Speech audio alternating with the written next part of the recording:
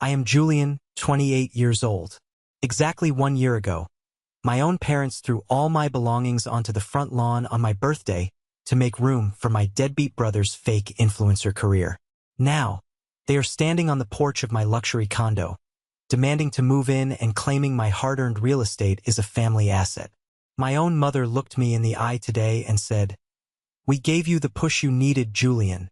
You owe us this house." She was screaming loud enough for the entire HOA neighborhood to hear, threatening a lawsuit for elder abuse right there on my doorstep. But there is one thing they do not know.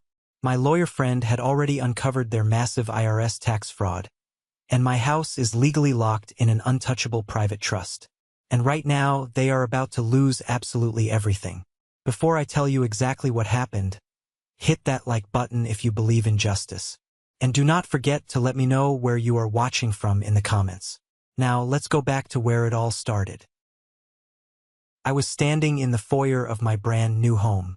It was a Tuesday afternoon, and the sunlight was pouring through the custom floor-to-ceiling windows, casting long, warm shadows across the immaculate hardwood floors. I had just closed on this place a week prior. For the first time in my entire life, I felt a profound sense of peace. I had spent the morning unpacking the last of my boxes, arranging my books on the built-in shelves, and just breathing in the scent of fresh paint and new beginnings.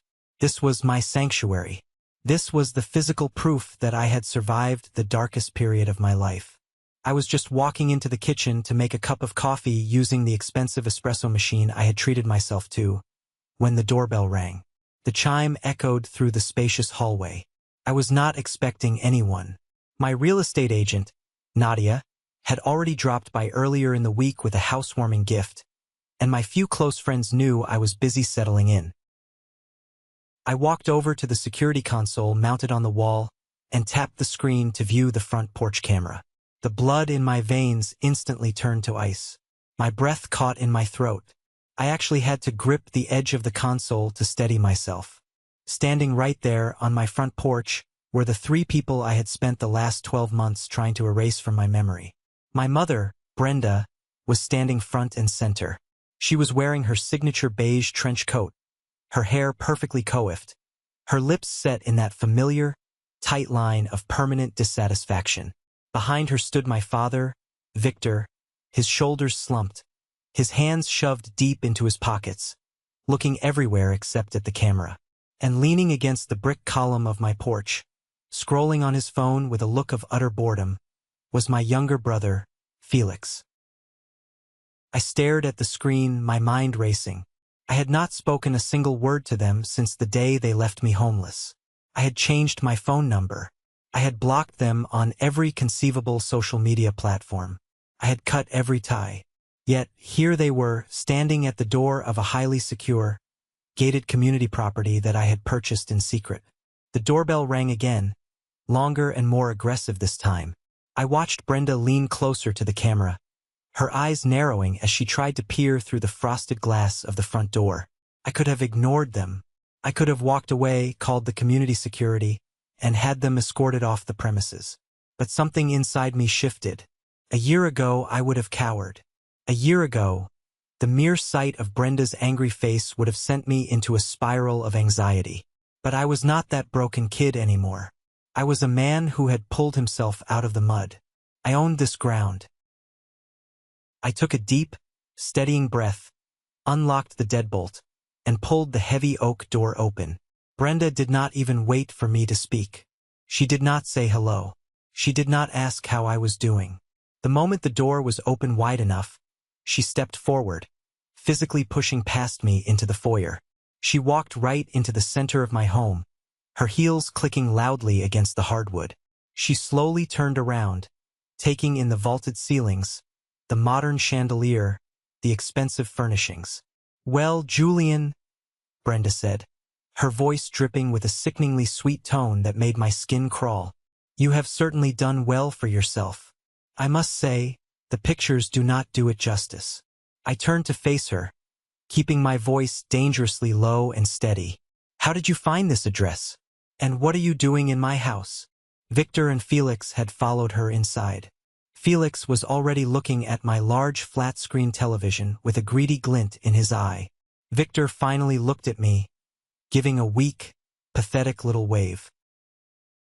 "We are here to discuss living arrangements," Brenda announced, crossing her arms over her chest as if she were the CEO of my life. "Your father lost his job, and the bank is being completely unreasonable about our mortgage. We are selling the old house. Since you have all this extra space, we have decided it is time for the family to be back together." I stared at her, genuinely wondering if she had lost her mind. "You decided? You decided to move into my home. It is a family asset, Julian," Brenda snapped, dropping the sweet act instantly. "Do not look at me with that disrespectful tone. We sacrificed our entire lives for you. We drained your college fund to keep a roof over your head when you were a child. Everything you are, everything you have is because of us. We gave you the push you needed to succeed. You owe us." I felt a cold, hard laugh bubbling up in my chest. A family asset. She actually believed she had a right to the fruits of my labor. She believed she could discard me like trash, let me hit rock bottom, and then waltz back into my life the moment I struck gold. "You did not give me a push," I said, my voice eerily calm. "You threw me away. You threw my belongings onto the dirt on my 28th birthday. You left me with absolutely nothing.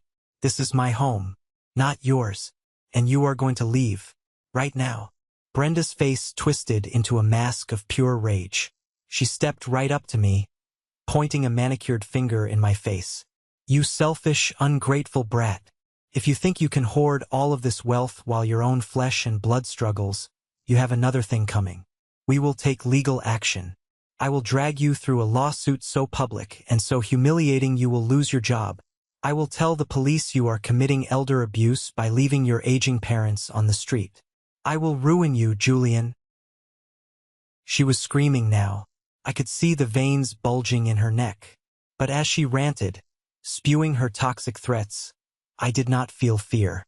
I felt a profound sense of anticipation. Because Brenda was playing a game of checkers, and I had been playing chess for months. She thought she held the winning hand. She thought I was vulnerable.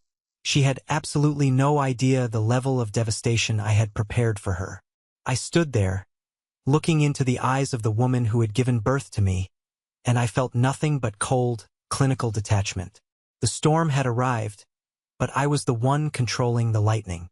To understand how we reached this explosive moment, how my own parents could justify trying to steal my life, I have to take you back to the old house. I have to show you the nightmare I barely escaped. The old house was a suffocating place. It was a crumbling, two-story structure at the dead end of a declining neighborhood. The paint on the exterior was peeling off in large, gray flakes, and the front porch sagged dangerously to one side. Inside, the house constantly smelled of damp wood, old cooking oil, and a faint, unidentifiable mustiness that clung to your clothes no matter how often you washed them.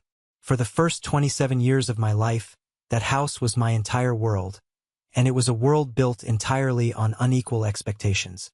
I worked as a graphic designer and digital marketing specialist for a mid-sized agency downtown. It was a grueling job. I was constantly facing impossible deadlines, demanding clients, and long hours staring at computer screens until my eyes burned. But I was good at it, and my salary reflected that. I was making a very comfortable living for a single guy in his 20s. However, my bank account rarely saw the benefits of my labor. The moment my paycheck cleared, the vast majority of it was transferred directly into Victor's checking account. I paid the electricity. I paid the water and gas. I paid the exorbitant internet bill required for Felix's career. I even bought all the groceries. When the roof started leaking right over the kitchen island, threatening to rot the floorboards, Victor claimed they were completely broke. I had to halt my 401k contributions and drain my emergency savings to pay the contractors. Did I receive any gratitude? Absolutely not. In fact, my financial contributions were treated as a basic, mandatory tax for my existence. Brenda was the orchestrator of this misery. She was a woman who was perpetually unsatisfied with her own life, so she made sure no one else could be happy either.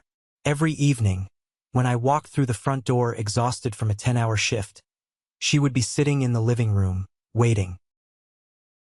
"Julian," she would say, not looking up from her tablet. "When are you going to stop playing with computers and get a real job? Look at the Henderson boy down the street. He is a corporate lawyer. He buys his mother a new car every 2 years. And what do? Make little pictures for the internet." I would try to explain my job to her. I would explain that digital marketing was a massive industry, that I was managing ad campaigns worth hundreds of thousands of dollars. But it was useless. In her eyes, because I was not wearing a suit to court or wearing a stethoscope, I was a failure.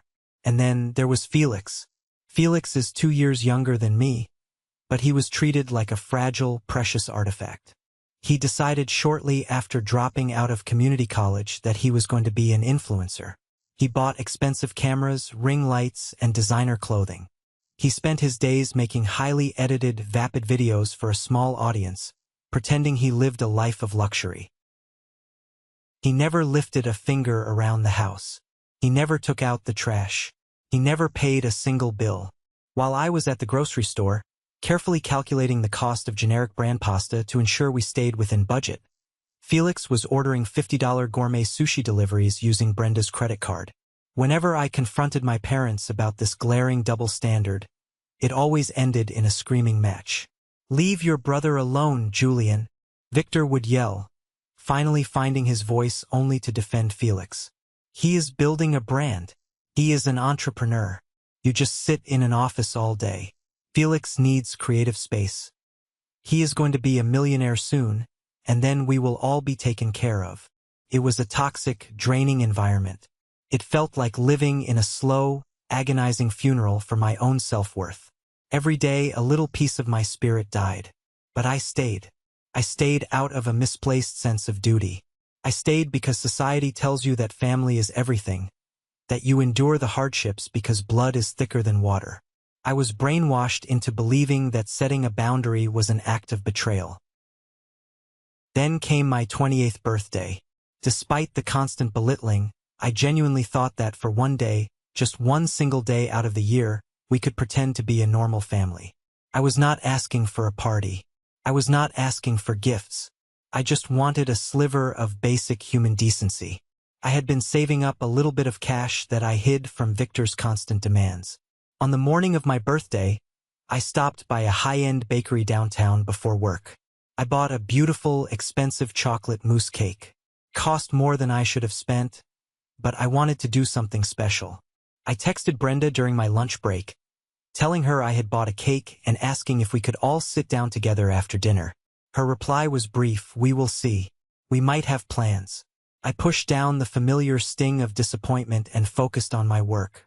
My coworkers had decorated my cubicle, and Clara, the CEO, even bought me a coffee. I felt appreciated at the office. I left work at 6 p.m., carefully placing the cake box in the passenger seat of my car, feeling a small, foolish flicker of hope. Maybe they would surprise me. Maybe Victor would grill some burgers. Maybe Brenda would actually smile. I drove through the familiar streets, turning onto our dead-end road. As my house came into view, my heart stopped beating. I slammed on the brakes so hard the cake box flew off the seat and smashed onto the floorboard. My belongings were scattered across the front lawn. It was not neatly packed boxes. It looked like a bomb had gone off in my bedroom. Black trash bags stuffed with my clothes were tossed haphazardly onto the dying grass. My winter coats were draped over the porch railing. My books, novels I had collected since high school, were dumped in a pile on the driveway. My computer monitor was sitting dangerously close to a puddle of dirty water. I threw the car into park and leaped out, my chest heaving, my mind unable to process the visual information. I ran up the driveway. Brenda, Victor, and Felix were standing on the porch. They were not panicked. They were not apologetic. They were watching me with cold, calculating expressions. "What is this?" I gasped, my voice trembling so hard I could barely form the words. "What is going on? Did we get robbed?" Brenda took a step forward, looking down at me from the top step of the porch. "It is time for you to move out, Julian. You are no longer welcome in this house." I froze. The world around me seemed to tilt on its axis. Move out? Mom, what are you talking about? It is my birthday. Where am I supposed to go? That is not our problem, Brenda replied, her voice completely devoid of empathy. We need the space. Felix's brand is expanding, and he needs your bedroom to build a proper recording studio. We cannot have you dragging down the energy of this house anymore. I looked at Victor, pleading silently. Dad? You are letting her do this? I pay the bills. I keep the lights on. Victor looked at the ground, shuffling his feet. Listen to your mother, Julian. It is for the best. Then Felix chimed in, leaning against the doorframe with a smug, self-satisfied smirk. Maybe you should have thought about securing your own place instead of being such a massive burden all these years. Bro, time to be a real man. A burden. I had bled myself dry to keep a roof over their heads, and they were calling me a burden. The sheer audacity of the lie hit me like a physical blow. Why today? I asked, tears finally spilling hot down my cheeks. Why on my birthday? How can you be so cruel? Brenda looked me dead in the eye, without a single ounce of hesitation. Consider it our gift to you, Julian. Independence. Frankly, you need to grow up. She turned around and walked back inside. Victor followed her. Felix gave me a mock salute before stepping inside and slamming the heavy wooden door shut. The deadbolt clicked. I was left standing alone in the fading evening light, surrounded by the wreckage of my life. I dropped to my knees on the dirty concrete of the driveway, the tears blurring my vision. The pain was so intense it felt like my chest was cracking open. Suddenly, I heard the squeak of a screen door. I looked up and saw Mr. Henderson, our elderly neighbor, walking slowly across the lawn. He was a retired veteran, a quiet man who kept to himself. He stopped in front of me, looking at the trash bags and then at the closed door of my parents' house with an expression of profound disgust. He did not offer empty platitudes. He did not tell me everything would be okay. He simply reached into the pocket of his worn cardigan, pulled out a folded $100 bill, and pressed it firmly into my shaking hand. You are better off, son, Mr. Henderson said roughly. Some trees are completely rotten at the roots. You have to cut them down before they fall on you. He turned and walked back to his house. I gripped that $100 bill like it was a lifeline. I spent the next 2 hours in the dark, frantically stuffing my belongings into the trunk and back seat of my sedan. Every time I picked up a shirt or a book, I felt a fresh wave of humiliation. I drove away without looking back in the rearview mirror. I found a cheap, run-down motel on the outskirts of the city. I paid for a week up front in cash. I hauled a few bags into the room. The air smelled of stale cigarette smoke and cheap bleach. The neon sign outside the window flickered a sickening red light across the stained carpet. I sat on the edge of the lumpy mattress, entirely alone. It felt like I was going through a brutal divorce from my own family. The people who were supposed to love me unconditionally had discarded me on the day I was born. I cried until I physically could not produce any more tears. I cried until my throat was raw and my head pounded. But as the sun began to rise, casting a pale, gray light into that miserable motel room, the crushing sorrow began to harden. The grief slowly crystallized into something entirely different. Crystallized into pure, unadulterated rage. I thought the betrayal was simply a matter of cruelty and favoritism. I had no idea that a massive financial conspiracy was hiding just beneath the surface. The first few days in that motel were a masterclass in survival. I was running on exactly 0 hours of sleep, fueled only by cheap diner coffee and a burning, desperate need to not let my family destroy my life completely. I woke up every morning, put on a wrinkled suit pulled from a trash bag, and drove to the office. I became a machine. I threw myself into my digital marketing campaigns with a level of ferocity I had never tapped into before. When I was staring at spreadsheets and design software, I did not have to think about Brenda's cold eyes. I did not have to think about Felix's smirk. I volunteered for every extra assignment. I stayed late to optimize client accounts. I was often the first one in the building at dawn and the last one to leave when the cleaning crew arrived. But you cannot outrun trauma forever. Eventually, the cracks start to show. It happened on a Thursday night. It was past 9 p.m., and the office was a ghost town of glowing monitors and empty cubicles.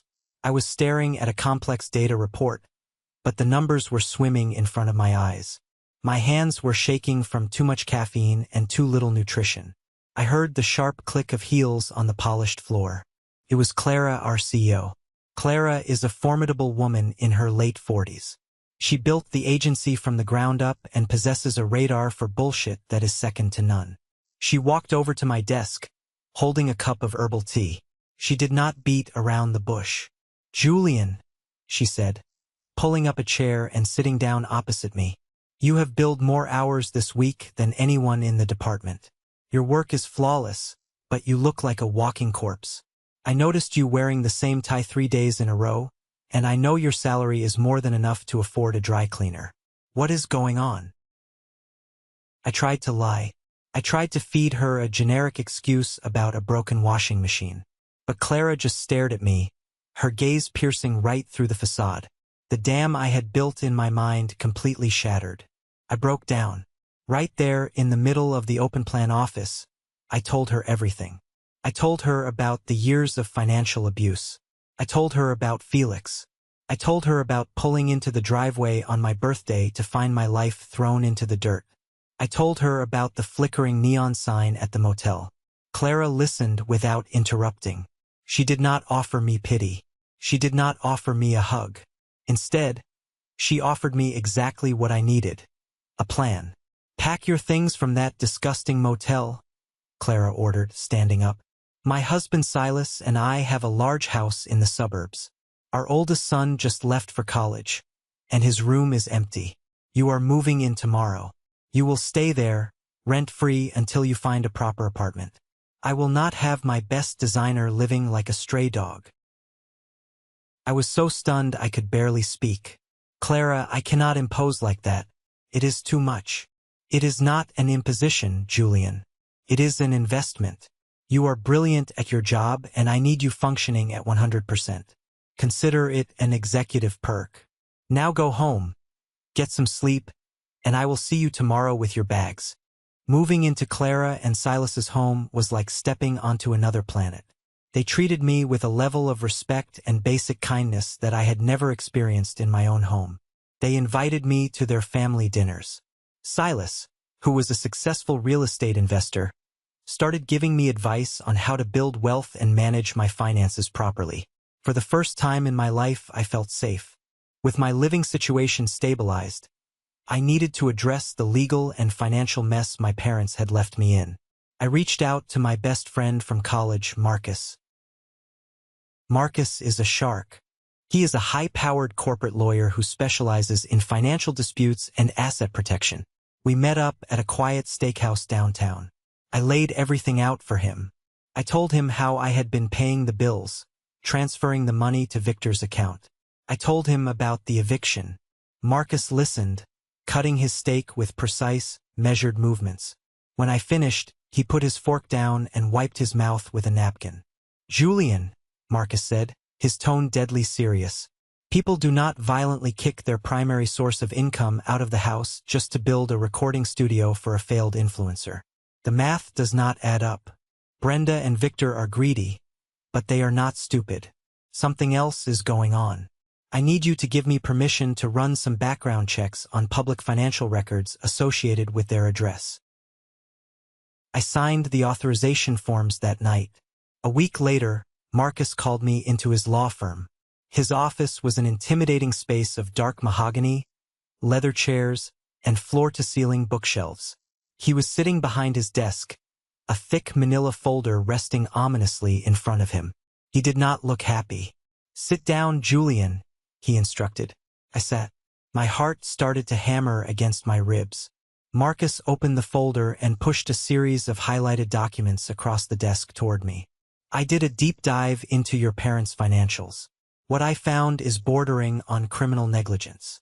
I stared at the pages, trying to make sense of the dense legal jargon and bank statements. "What am I looking at, Marcus?"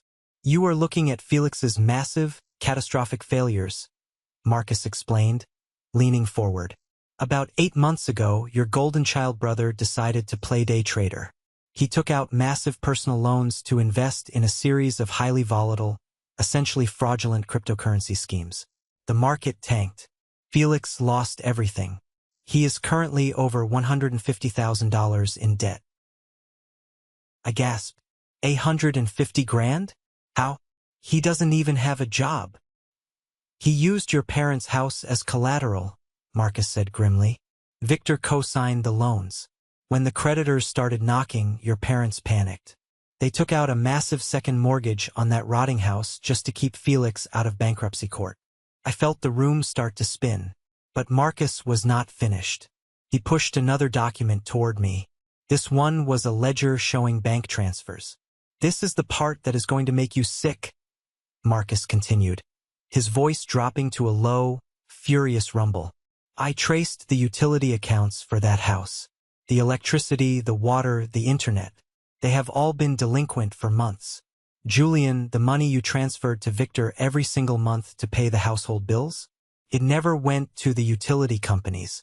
Victor and Brenda were funneling every single cent of your hard-earned salary directly into paying the high-interest premiums on Felix's crypto debt. I sat frozen in the leather chair. The silence in the office was deafening. They did not kick me out because I was a burden. They kicked me out because the well had finally run dry. They had squeezed every drop of financial blood out of me to cover up Felix's disastrous mistakes. And when the creditors started threatening foreclosure, they realized they could not hide the delinquent utility bills from me much longer. They evicted me to cover their tracks. My own mother and father had cannibalized my life, stolen my money, and thrown me onto the street on my birthday to protect the golden child. I looked at Marcus, and the last shred of familial love I had completely disintegrated, turned to ash. They stole from me? I whispered, the reality crashing over me like a tidal wave. My whole life. It was just a lie. Yes, Marcus agreed bluntly. They used you. But here is the good news. Because they were so sloppy, their entire financial house of cards is about to collapse. The IRS is already sniffing around Victor's sudden influx of cash and the questionable loan documents. They are drowning Julian. And soon, they are going to come looking for a life raft. I gripped the arms of the chair. The sadness was gone. The confusion was gone. I felt a surge of absolute, terrifying clarity. They are not getting a life raft, I said, my voice barely recognizable to my own ears. I am going to build a fortress. And when they come begging, I am going to watch them drown. I had the knowledge. Now I needed the power. It was time to rise. The revelation in Marcus's office fundamentally changed my DNA. I was no longer operating out of a desperate need to survive. I was operating with surgical, calculated ambition. I had a target painted on the future, and I was going to hit it dead center. Over the next 8 months, I transformed into an absolute powerhouse at the agency. I was untouchable. I spearheaded a digital rebranding campaign for a massive national retail chain that brought the agency millions in new revenue. I worked with a relentless, cold efficiency. I was the first to volunteer for the hardest clients and the last to leave the strategy meetings. Clara noticed everything. During our quarterly performance reviews, she called me into her glass-walled office. She slid a new contract across her desk. "Julian," she said, a proud smile playing on her lips, "you have outworked, outperformed, and outclassed everyone in the digital department. I am officially promoting you to lead designer. You will be managing the entire team, handling the top-tier accounts, and your salary is being increased by 40%, effective immediately, plus a substantial performance bonus." I signed the contract without a trembling hand. I had earned every single penny of it. The promotion, however, made me a target inside the office. Derek, a senior designer who had been coasting on past successes for years, was furious. He had expected the promotion to be handed to him based on seniority. Derek tried to undermine me at every turn. He would intentionally forget to CC me on important emails, or he would try to casually critique my designs in front of major clients to make me look incompetent. But I was seasoned by Brenda's psychological warfare. Derek was an amateur. During a massive pitch meeting with a tech startup, Derek tried to interrupt my presentation, claiming my data projections were flawed. I did not flinch. I calmly pulled up a secondary slide deck, completely dismantling his argument with hard, undeniable analytics, and exposed his lack of preparation in front of Clara and the clients. The clients signed with us that afternoon. Derek never challenged me in public again. With my new salary and the massive bonus securely in my bank account, I finally had the capital to make my next move. It was time to buy a home. Not just an apartment. Fortress. Silas recommended a high-end real estate agent named Nadia. Nadia was a shark in a tailored suit. I told her exactly what I was looking for. Maximum security, modern amenities, and absolutely zero compromises. We spent weeks touring properties until we found it. A stunning, top-floor luxury condo in a newly developed gated community. It had biometric security at the main entrance, a 24-hour concierge, and a private elevator. It was beautiful, but more importantly, it was impenetrable. Before I closed on the property, I sat down with Marcus again. I remembered his warning about my family eventually coming to look for a life raft. I am buying the condo, I told Marcus, but I do not want my name on the public property records. If Victor or Brenda ever try to search for me, I want them to find a ghost. Marcus smiled, a predatory gleam in his eye.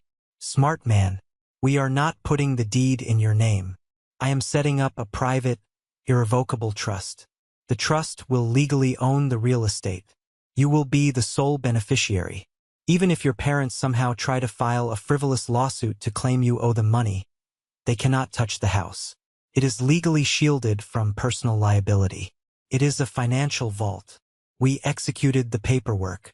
I moved out of Clara's house, thanking her and Silas profusely for saving my life, and moved into my new condo. For the first few weeks, it was pure bliss. I would stand on my balcony, looking over the city skyline, drinking coffee, and realizing that nobody could ever take this away from me. But peace is a fragile illusion. Started on a Tuesday morning. I was in my home office, reviewing a design brief, when my cell phone buzzed. I glanced at the screen. It was an unknown number, but the area code was my old hometown. Against my better judgment, I answered. Hello, Julian? Julian, please don't hang up. It was Felix. His voice lacked the arrogant, smug tone I had endured my entire life. He sounded frantic, breathless, and terrified. I leaned back in my ergonomic chair, feeling my heart rate slow down to a steady, calm rhythm. What do you want, Felix? We are in trouble, man. Felix pleaded, his voice cracking. Dad lost his job. He got laid off last month. Mom maxed out all her credit cards trying to keep up appearances. The bank is threatening to foreclose on the house. I had some bad investments, Julian. Things went south. We are going to lose everything. You have to help us. Please, you have a great job. Can you wire us some money? Just to cover the mortgage this month. The absolute unmitigated gall of it. The golden child, reduced to begging the brother he had thrown onto the street. Let me get this straight, I said, my voice smooth as glass. You stood on the porch and laughed while Mom threw my life into the dirt on my birthday. You called me a burden. You told me to be a real man. And now, you want me to pay the mortgage on the house you kicked me out of. Julian, please, we are family. We made a mistake. You did not make a mistake, Felix. You made a choice, I replied coldly. You stole the money I gave you for utilities to pay off your crypto debt. I know everything. I know about the second mortgage. I know about the fraud. You dug your own grave. Now lie in it. I hung up the phone and immediately blocked the number. I felt a rush of adrenaline. I had finally drawn the line. I thought that was the end of the chapter. I was wrong. 3 days later, I was having lunch downtown with Greg. Greg was a guy I knew from college who had always orbited around my family, playing both sides of the fence. He was harmless, or so I thought. We were eating at an upscale bistro, chatting about work. So, Greg said casually, taking a sip of his beer, I heard you got some serious new real estate. That building over on Oak Street? Very fancy. Good for you, man. I froze with my fork halfway to my mouth. A cold sweat broke out on the back of my neck. I had not told a single soul the address of my new condo except Clara, Silas, and Marcus. Not even the guys at the office knew where I lived. I put my fork down very slowly. I stared directly into Greg's eyes. How do you know I live on Oak Street, Greg? Greg blinked, suddenly looking incredibly nervous. He shifted in his seat, avoiding my gaze. Oh, word gets around. People talk. Nobody talks, Greg, because nobody knows. I pressed, leaning across the table, my voice dropping to a dangerous whisper. Who told you? Greg swallowed hard. He started to sweat. I did not break eye contact. Finally, he cracked. Look, man, I'm sorry, Greg stammered, holding his hands up defensively. Victor called me a few days ago. He was crying. He said they were so worried about you that they just wanted to know you were safe. He offered me $500 if I could find out where you lived. I just looked at your location history on an old app we shared. I didn't think it was a big deal. They are your parents, Julian. $500. For $500, this supposed friend had sold my safety to the people who had destroyed me. I stood up from the table. I dropped a $20 bill on the wood to cover my meal. We are done, Greg, I said, my voice practically shaking with suppressed fury. Lose my number. I walked out of the restaurant and got into my car. My mind was racing a mile a minute. They had my address. They knew I was successful. The phone call from Felix was not just a plea for help. It was a reconnaissance mission. They were desperate, they were bankrupt, and they had just found out their discarded son was living in a luxury fortress. I knew exactly what Brenda was going to do. She was not going to beg. She was going to try and conquer. I immediately called Marcus from the car. Marcus, they have my address. Greg sold me out. Okay, Marcus said, his voice instantly switching to lawyer mode. Do not panic. The trust is ironclad. They cannot touch the property. If they show up, you do not let them in, and you call the police. I am not going to hide, I told Marcus. My grip on the steering will turning my knuckles white. If they come to my door, I am going to end this. Once and for all. I drove home, knowing the storm was no longer on the horizon. It was directly overhead. And as I would soon find out, Brenda was preparing to unleash a hurricane of entitlement that would shatter the very definition of family.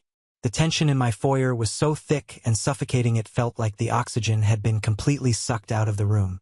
My mother, Brenda, stood directly in the center of my beautiful, meticulously clean hardwood floors, her muddy shoes leaving faint brown smudges on the polished wood. She had just screamed directly into my face, her voice echoing off the vaulted ceilings of my luxury condo. She threatened me with a massive lawsuit. She threatened to call the police and file false charges of elder abuse if I did not immediately hand over the keys and allow them to move into my property. She truly believed she held all the winning cards in this twisted game. She looked at me with the absolute certainty of a predator who had finally cornered her prey. She expected me to crumble to the floor. She expected me to apologize profusely, to beg for her forgiveness, and to hand over the title to my life just like I used to hand over my entire monthly salary back in that rotting, decaying house. She thought I was completely alone. She thought I was still that terrified, broken 28-year-old kid shivering in a cheap roadside motel room. But I was not alone, and I was no longer broken. What Brenda, Victor, and my utterly useless brother Felix did not realize in their blind, greedy rush to invade my personal space was that I was hosting a very small, highly private housewarming gathering that exact afternoon. The heavy, custom-built oak double doors leading to my formal dining room had been pushed securely closed when the doorbell rang. Now, as Brenda finished her unhinged rant about family obligations and my supposed duty to fund her retirement, those heavy oak doors slowly and silently swung open. Stepping out from the dining room and into the brightly lit foyer was Clara, my agency CEO. She was wearing a pristine, razor-sharp tailored blazer, and her expression was one of absolute, terrifying corporate authority. She did not look angry. She looked like a woman who was about to dismantle a rival company piece by piece. Right behind her was her husband, Silas. Silas is a man who manages multimillion-dollar commercial real estate portfolios, and he possesses a quiet, imposing physical presence that instantly commands respect in any room he enters. And standing right next to Silas, adjusting the cuffs of his expensive suit, was Marcus, my best friend from college, my ruthless corporate lawyer. Clara had her smartphone raised directly at chest level. The camera lens was pointed straight at Brenda's flushed, angry face. The small red recording indicator light on the screen was blinking steadily, capturing every single second of the confrontation in crisp, high-definition video and audio. Brenda instantly froze. Her mouth, which had been wide open as she prepared to launch into another tirade about her fake inheritance rights, snapped shut so fast I actually heard her teeth click together. Victor, who had been trying to look intimidating, actually took a physical step backward, bumping his hip awkwardly into an expensive marble side table. Felix looked up from his smartphone screen, his arrogant, perpetually smug smirk melting instantly into a look of genuine confusion and rising panic. Clara took one deliberate step forward. Her voice was perfectly calm, beautifully measured, and it echoed with a level of executive power that Brenda had never encountered in her small, bitter life. Clara looked directly into my mother's eyes and stated that every single threat, every single financial demand, and every single word of attempted extortion had just been recorded in full. Clara informed my mother, without raising her voice even a fraction, that threatening a fraudulent lawsuit for elder abuse in a desperate attempt to steal premium real estate was a severe criminal offense in this state. She added that she was a prominent business owner in this city and would be more than happy to provide the raw video footage directly to the district attorney and the local police department before the sun went down. Brenda's face flushed a deep, violent, unhealthy shade of crimson. The sheer audacity of being challenged by another woman, a woman who clearly had far more money, power, and class than she did, shattered her fragile ego. She pointed a shaking, manicured finger at Clara and demanded to know who she was and what right she had to be standing inside this house. Brenda screamed at the top of her lungs that this was a private family matter, a dispute over a legitimate family asset, and that all outsiders needed to exit the premises immediately before she called the authorities herself to report a home invasion. I stepped smoothly and deliberately between Brenda and Clara. I blocked my mother's line of sight. I looked Brenda dead in the eye and told her that Clara and Silas were the exact people who put a warm roof over my head when she threw me onto the cold concrete street on my birthday. I told her that they were my invited, honored guests, and that she, Victor, and Felix were currently committing criminal trespass on private property. Felix, desperately trying to salvage his shattered pride and maintain his illusion of superiority, puffed out his chest and took an aggressive step toward me. He pointed his finger at my chest and told me I was making a massive, irreversible mistake. He said I owed them a significant portion of my recent corporate promotion money. He claimed that my childhood college fund had completely drained their savings, a blatant lie, considering I paid for state college entirely with student loans and academic scholarships. Felix actually had the nerve to use the word inheritance. He claimed that since Victor and Brenda were supposedly going to leave me their house one day, I was legally and morally obligated to provide them with this luxury condo right now to balance the scales. It was a masterclass in profound, staggering delusion. The house they were talking about leaving me as an inheritance was currently facing aggressive foreclosure proceedings because they had mortgaged it to the absolute hilt to pay for his fake internet influencer career. They had nothing to leave me except a mountain of debt and a legacy of betrayal. At that exact moment, Marcus stepped past Clara and Silas. He walked over to the massive marble island situated in the center of my open-concept kitchen. He unclasped the brass locks of his leather briefcase and pulled out a thick, heavy stack of official legal documents. He slapped the documents down onto the solid marble surface with a sharp, echoing crack that sounded like a gunshot in the quiet room. Victor physically flinched, pulling his shoulders up to his ears. Marcus adjusted his silk tie, looking at my family with the kind of cold, clinical detachment a skilled surgeon uses when examining a malignant tumor. He introduced himself formally as my retained legal counsel. He then turned his full, unwavering attention to Victor, who was now sweating profusely, a dark patch forming under the collar of his cheap shirt. Marcus began speaking with a rapid, unrelenting legal cadence that left zero room for argument. He told my parents that they had fundamentally and completely misunderstood the core concept of leverage. He explained that Brenda's aggressive threat of a lawsuit was not only legally baseless but entirely, laughably absurd. He challenged Victor to walk into a courthouse, stand before a judge, and explain exactly how they planned to sue their own son for financial abandonment and elder abuse when that exact same son possessed years of certified bank records proving he had paid their utility bills, funded their groceries, and maintained their property right up until the exact afternoon they illegally and violently evicted him without formal written notice. Brenda tried desperately to interrupt. She started screaming that I was an ungrateful, selfish child and that blood obligations completely superseded any bank records or legal technicalities. She yelled that I was clearly wealthy now, living in luxury, and it was my fundamental duty as a son to share my massive salary with the people who gave me life. Marcus did not flinch. He did not even raise his voice to compete with her screaming. He simply talked right over her, his sharp words cutting through her hysterical noise like a freshly sharpened scalpel. He told Brenda that she was currently standing on private, gated property, entirely uninvited, and actively engaging in documented extortion in front of multiple highly credible witnesses. He advised her to close her mouth instantly and listen very, very carefully to what was about to happen next. Because, as Marcus explained with a chilling smile, the reality of their current situation was far, far worse than simply being broke and homeless. I watched the remaining color completely drain from Victor's face, leaving him looking like a sick, terrified ghost. Victor remembered Marcus from my college graduation party years ago. Victor knew exactly who Marcus was, and he knew perfectly well that Marcus was not a man who ever made empty threats. Victor reached out with a trembling hand and weakly grabbed Brenda's forearm, trying to pull her back toward the front door.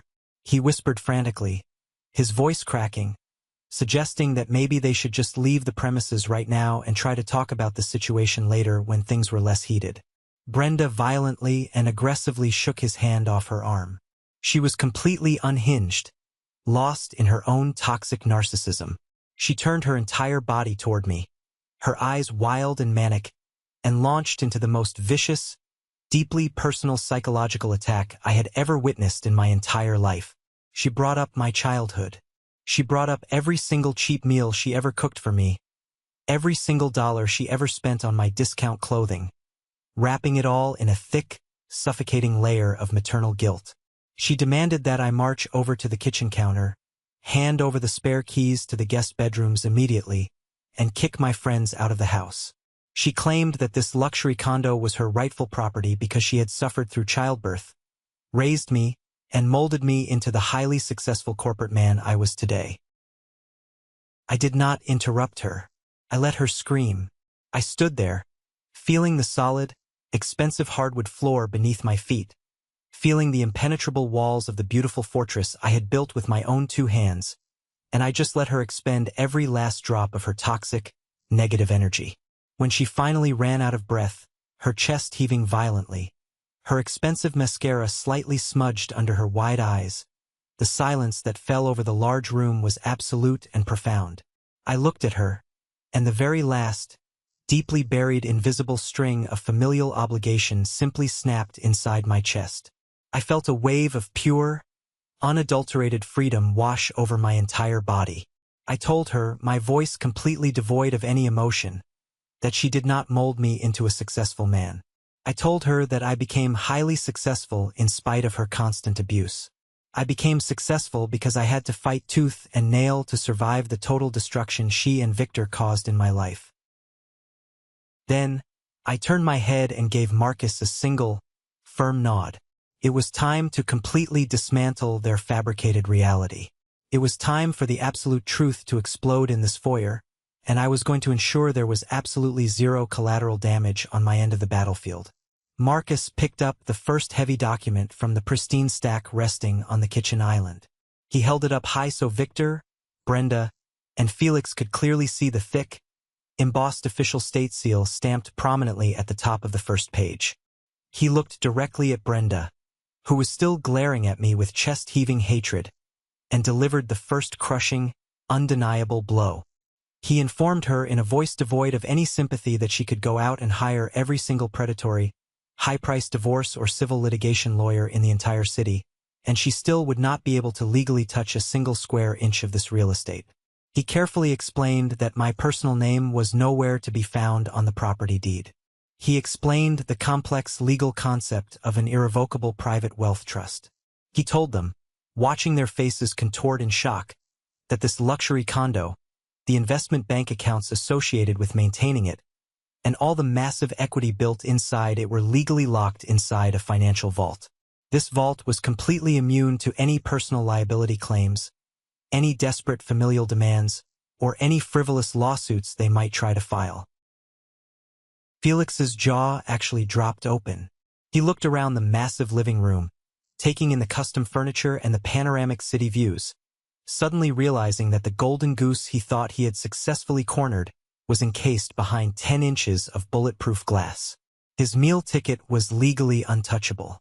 But Marcus was just getting warmed up. He placed the trust document back onto the marble counter and picked up a second, significantly thicker file folder. This one had bright red adhesive flags physically attached to dozens of pages, marking critical areas of interest. Marcus turned his attention entirely away from Brenda and focused his laser-like intensity directly onto Victor. He told my father that while his firm was actively investigating the fraudulent transfer of my monthly utility payments to satisfy Felix's disastrous cryptocurrency creditors, they had uncovered a much larger, much more dangerous, and highly illegal pattern of financial behavior. Marcus explained that hiding consumer debt from your son is one thing, but blatantly lying to the federal government is an entirely different, incredibly dangerous game. Victor began to physically tremble. His knees visibly shook beneath his cheap trousers. He took another slow step backward, his shoulder blades hitting the solid wood of my front door. He looked like a man standing on the trapdoor of the gallows, waiting for the lever to be pulled. Marcus laid the reality out with brutal, terrifying clarity. He revealed that for the past 5 consecutive years, Victor and Brenda had been claiming massive, entirely fraudulent deductions on their federal tax returns. They had been illegally writing off Felix's expensive lifestyle, his designer clothing purchases, his high-end camera equipment, and his travel expenses as legitimate business expenses for an influencer media company that generated absolutely zero taxable revenue.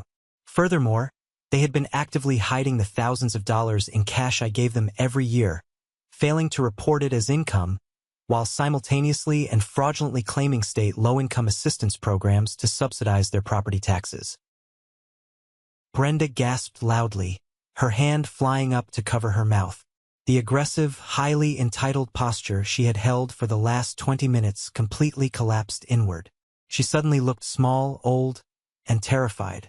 Marcus offered a tight, cold smile, but it was not a friendly expression in the slightest. He told them that as an officer of the court, his law firm had a strict legal obligation to report suspected major federal tax fraud when they uncovered it with hard evidence. He calmly informed my parents that a full, comprehensive dossier of their financial misdeeds, including the forged signatures on the second mortgage documents they used to bail Felix out of his crypto disaster, had already been officially submitted to the Internal Revenue Service investigators.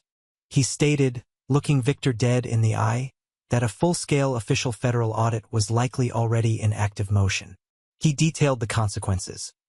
They were looking at massive financial penalties, total property seizure, the freezing of all remaining bank accounts, and potentially significant prison time for deliberate federal tax evasion and wire fraud.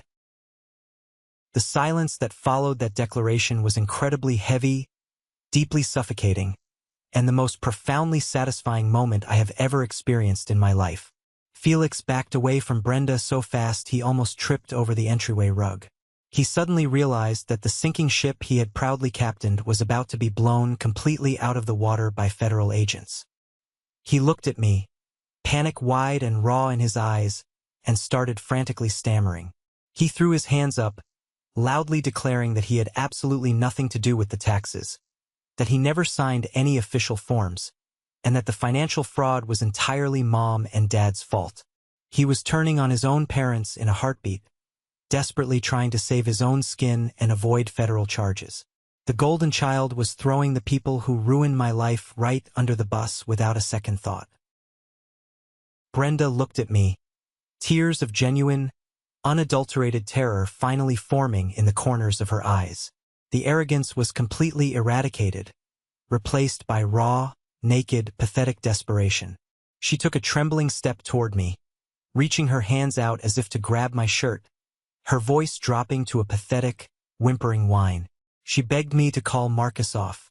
She pleaded with me using my childhood nickname, asking me to use my massive corporate salary to hire them a top-tier criminal defense attorney. She sobbed that I could not possibly let my own flesh and blood parents go to federal prison. I looked down at her outstretched, shaking hands. I remembered standing on the cold concrete driveway on my 28th birthday, begging her for a single logical explanation while my books and clothes sat in the dirt. I remembered the exact tone of her voice when she told me that violently kicking me out was my birthday gift of independence. I looked her dead in the eye, my face a mask of absolute stone, and repeated her exact words back to her. I told her that dealing with the IRS audit and the resulting federal charges was my special gift of true independence to them. I told her that she and Victor finally needed to grow up and face the consequences of their actions. Before Brenda could unleash another hysterical, sobbing scream, the sound of heavy, authoritative footsteps echoed loudly on my front porch. The doorbell did not ring. Instead, there was a loud, sharp, commanding knock on the thick wood of the door frame. I walked past my frozen, terrified family and pulled the front door wide open. Standing there, illuminated by the porch light, was Officer Bennett, a stern-faced, highly experienced veteran of the local police department, accompanied by a younger, broad-shouldered rookie officer. Marcus had called the precinct non-emergency line exactly 30 minutes before my family arrived, anticipating exactly this kind of aggressive trespassing scenario based on Greg's warning. Officer Bennett stepped into the grand foyer, his right hand resting casually but firmly on his heavy utility belt. He took in the entire scene in one sweeping glance. Clara standing tall with her smartphone still actively recording the encounter, Marcus standing behind a massive stack of official legal documents like a prosecutor, and my family looking like they had just been handed a death sentence. I spoke clearly and calmly, ensuring Clara's video captured every word. I informed Officer Bennett that these three individuals were actively trespassing on my private property, that they had engaged in verbal extortion by threatening fake lawsuits, and that I wanted them removed from the premises immediately and permanently. Brenda tried to play the ultimate victim card one last, desperate time. She rushed toward the veteran officer, tears streaming rapidly down her face, crying hysterically that this was a terrible family misunderstanding. She lied to the police officer's face, claiming that I was a deeply confused child going through a severe mental breakdown, and that they were simply trying to help me manage my finances and protect my real estate investments. Clara stepped forward smoothly. She did not argue. She simply held out her smartphone and showed Officer Bennett the clear video footage.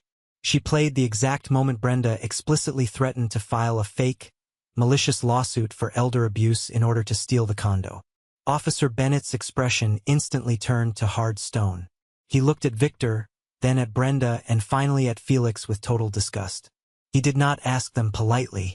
He pointed a firm finger toward the open door and ordered them to step out onto the front porch immediately. He issued a stern, undeniable warning that if they resisted, argued, or hesitated for even 1 second, they would be leaving my property in tight steel handcuffs, charged with criminal trespass and attempted extortion. Victor broke first, his spirit completely shattered. He put his head down, pushed past the two police officers without making eye contact, and walked slowly out to their beat-up, rusted sedan parked illegally on the street. Felix followed closely behind his father, keeping his head down, pulling his hood up over his face, looking absolutely terrified of the heavy police presence and the looming threat of jail time. Brenda was the very last to leave. She stood in the doorway for one long, agonizing moment, looking back at me. There was no motherly love in her eyes. There was no regret for the pain she caused me. There was only the bitter, highly toxic, venomous hatred of a vicious predator who suddenly realized she had permanently become the prey. She opened her mouth to say something cruel, but Officer Bennett stepped toward her, his hand moving slightly on his belt, pointing emphatically toward the street. She turned in defeat and walked away. I stood in the doorway, the cool evening breeze hitting my face, watching them get into their terrible car and drive slowly out of the secure, gated community. They were gone. The brutal storm was finally over, and my beautiful fortress remained entirely untouched. Let's pause for a moment. Thank you for staying with me this far. You're truly amazing. Please help me by liking the video and commenting the number 1 below so I know you've been here with me until this point. This not only helps more people discover this story, but also lets me know that my experiences mean something to someone. Your support is the greatest motivation for me to keep sharing the rest of this journey. Now, let me tell you about the absolute, devastating collapse of their entire empire, and the final, shocking twist that revealed the true, hidden puppet master behind my family's madness. The immediate aftermath of that explosive confrontation was a masterclass in swift, unforgiving legal precision. Marcus did not waste a single second allowing them room to breathe or regroup. The very next morning, right as the courthouse doors opened at 8 a.m., we were standing before a county judge filing an emergency petition for a permanent restraining order. We presented a mountain of undeniable evidence. Clara's crystal-clear video footage of the extortion attempt, my certified bank statements proving the years of severe financial abuse, and the official police incident report filed by Officer Bennett.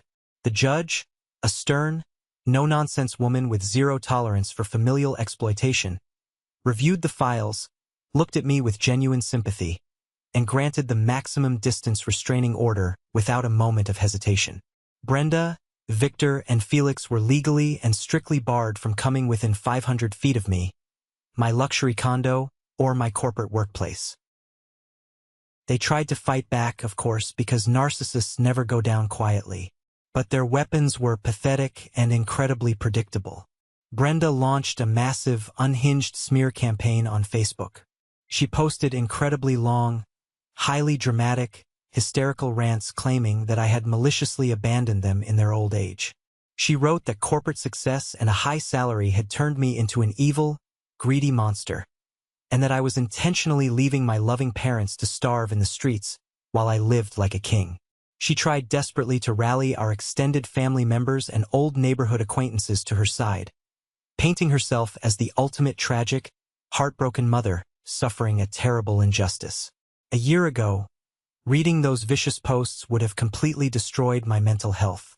I would have spent hours staying awake in bed, drafting long, defensive replies, desperately trying to prove my innocence to a bunch of people who ultimately did not matter.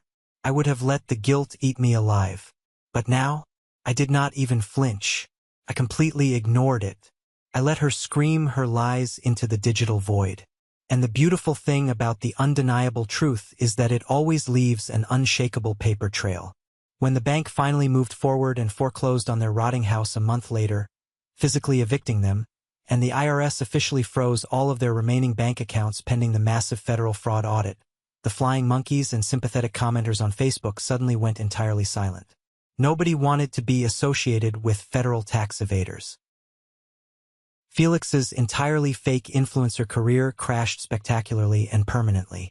Without my monthly salary to secretly fund his lavish lifestyle, and with his parents' credit scores completely destroyed by the foreclosure, he could no longer afford the expensive camera lenses, the designer streetwear, or the high-speed internet bill. The last piece of news I heard through a mutual college acquaintance was that Felix was working the deep fry station at a local fast food drive-thru. He was wearing a greasy paper hat, smelling like old oil, finally learning the harsh, brutal reality of what it actually meant to work for a living wage. While their corrupt world burned entirely to the ground, leaving them with nothing, my world was taking off like a rocket ship.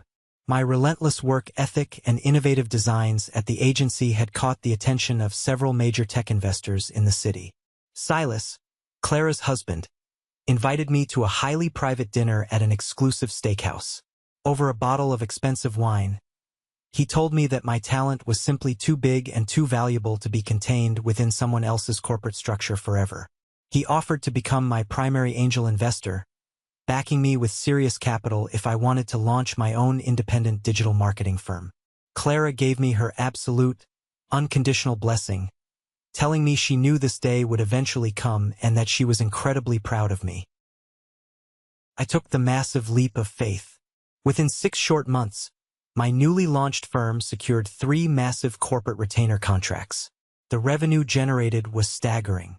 I had built a highly profitable empire directly from the ashes of my old, miserable life. To properly celebrate my first $1 million revenue quarter, I decided to finally reward myself for the years of driving that beat-up, unreliable sedan with the broken heater. I walked into a high-end luxury dealership downtown. The salesman tried to steer me toward the practical, entry-level models, assuming I was just browsing. But I knew exactly what I wanted.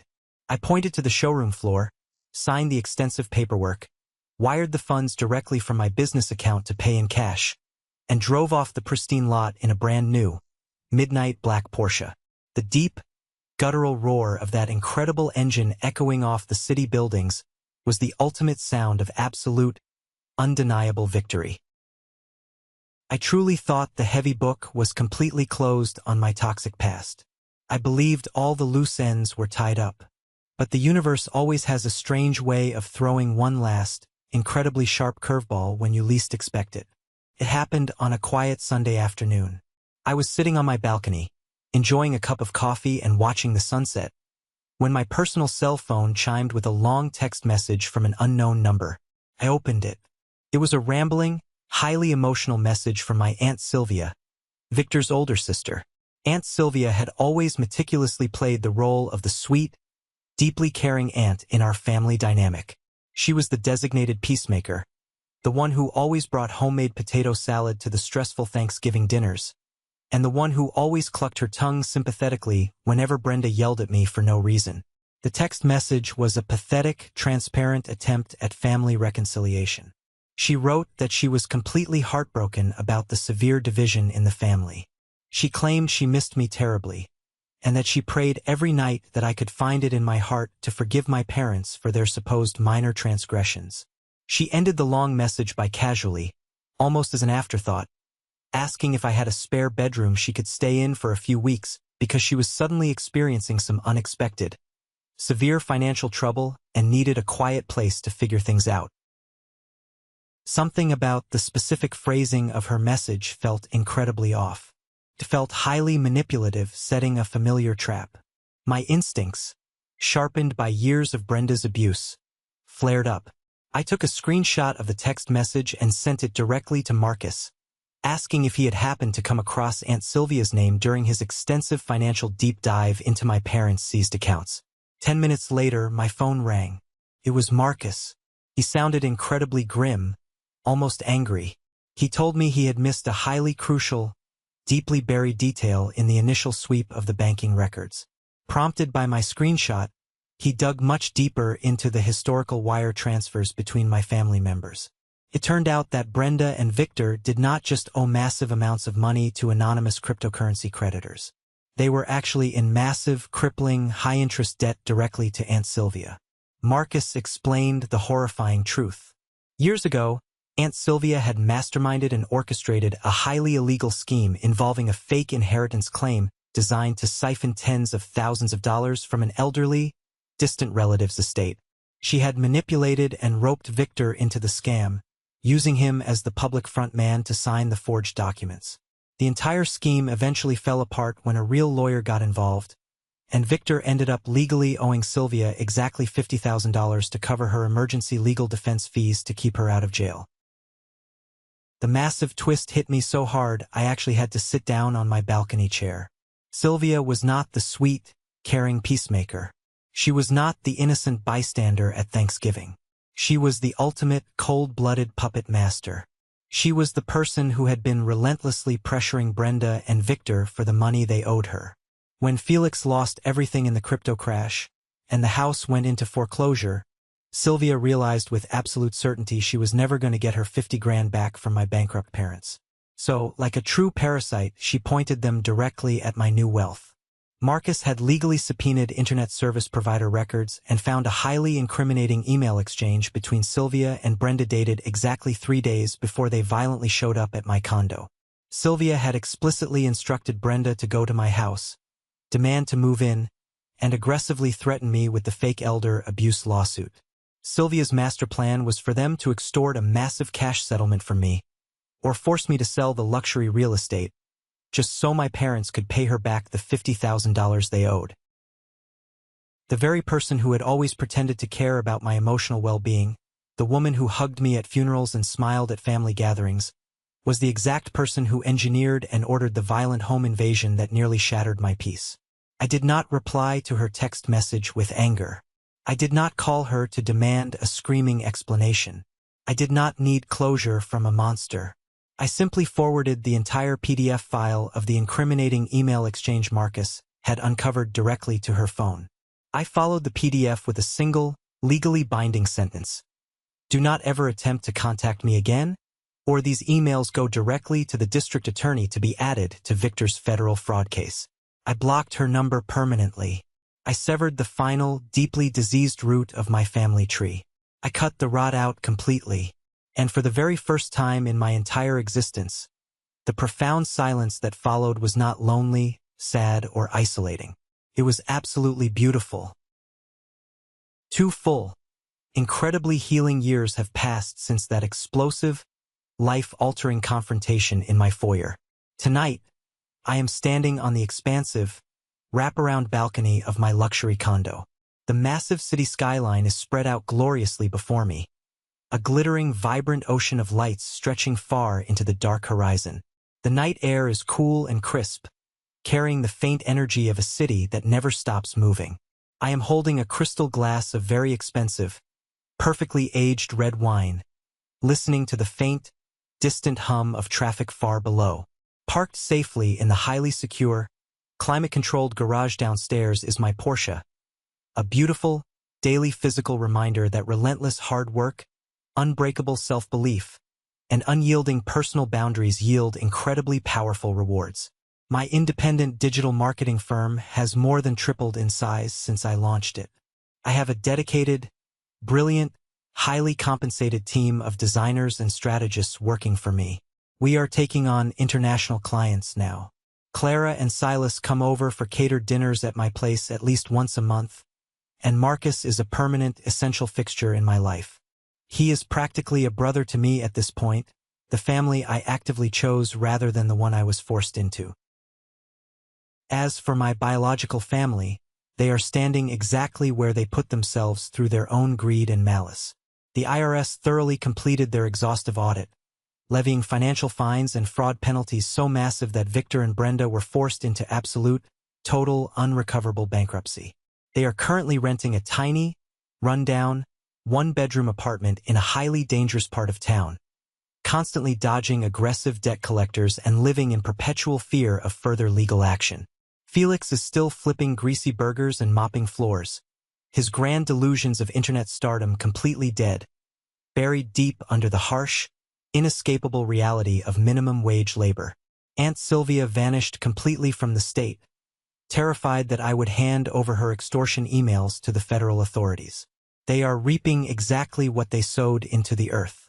I do not feel a sense of joyful, manic glee at their intense suffering. I do not sit around my beautiful living room plotting further acts of revenge. The honest truth is, I rarely think about them much at all anymore. They are simply ghosts from a past life, a dark, cautionary tale about exactly what happens when you treat human beings like disposable financial resources. The painful journey to get to this balcony was not easy. It required me to completely break down every single lie, every single toxic narrative I had been taught by society about family. Society constantly and aggressively pushes this false narrative that blood is everything. We are told from a young age that we absolutely have to forgive our parents no matter what, that we have to endure their toxicity because they gave us life, and that setting firm boundaries is a sign of ultimate disrespect. We are brainwashed by movies and culture into accepting emotional and financial abuse simply because the person hurting us happens to share our DNA. But sitting in that cheap, terrifying motel room 2 years ago, looking at my entire life packed into black plastic trash bags, I realized the ultimate, undeniable truth. Blood does not make a family. Respect, unwavering loyalty, and unconditional, selfless support make a family. My parents weaponized my natural sense of duty and used it against me. They drained my salary, they sacrificed my mental health, they stole my peace, and they discarded me like garbage the very moment I was no longer financially useful to the golden child. And when they realized I had successfully rebuilt my life from the ashes, they tried to steal my success, masking their intense greed behind the sacred, untouchable title of family. If there is one crucial, life-saving thing I want you to take away from my story today, it is this: you absolutely do not owe your abusers anything. You do not owe them your precious time, you do not owe them your hard-earned money, you do not owe them access to your home, and you certainly do not owe them your peace of mind. It does not matter if they raised you. It does not matter if they paid for your food or your clothes when you were a helpless child. That is the basic, fundamental, legal requirement of bringing a human life into this world. It is a legal obligation, not a lifelong debt that you have to endlessly repay by sacrificing your own soul. Walking away from my family was the hardest, most painful thing I ever had to do. It felt exactly like tearing off a physical limb without anesthesia. There were nights during that first year where I woke up in a freezing cold sweat, my heart pounding, drowning in a sea of conditioned guilt, wondering if I was the evil villain they claimed I was on Facebook. But every single time I held my ground, every single time I refused to answer their calls, every time I enforced my legal boundaries, that heavy guilt faded a little bit more. It was replaced by strength. I replaced the broken family I was born into with the beautiful family I actively chose. Clara, Silas, Marcus, Nadia the real estate agent. These are the people who saw my true value when I had absolutely nothing to offer them. They are the people who stood by my side and celebrated my victories without secretly trying to steal the trophy for themselves. They are my real, true family. Protecting your inner peace is not a selfish act. Locking your doors against toxic, manipulative people is not cruel. It is an act of profound, necessary self-love and survival. You have the absolute, undeniable right to build a massive fortress for yourself, and you have the absolute, undeniable right to decide exactly who gets to hold the keys to the front door. So stand your ground, build your wealth, protect your salary, create your own beautiful sanctuary, and never, ever let anyone, no matter who they are, make you feel guilty for simply surviving the fire they intentionally started. Thank you so much for listening to my journey today. It means the absolute world to me to be able to share this reality with you, and to know that my survival might help someone else out there who is currently walking through the dark. Now, I genuinely want to hear from you. Have you ever faced something similar with your own toxic family dynamics? Have you ever had to draw a hard line in the sand, pack your bags, and walk away from manipulative relatives to save yourself? Share your story in the comments below, because your voice matters and your experience could help someone else feel less alone. And don't forget to like and subscribe so you don't miss the next journey. Stay strong, trust your instincts, and always protect your peace.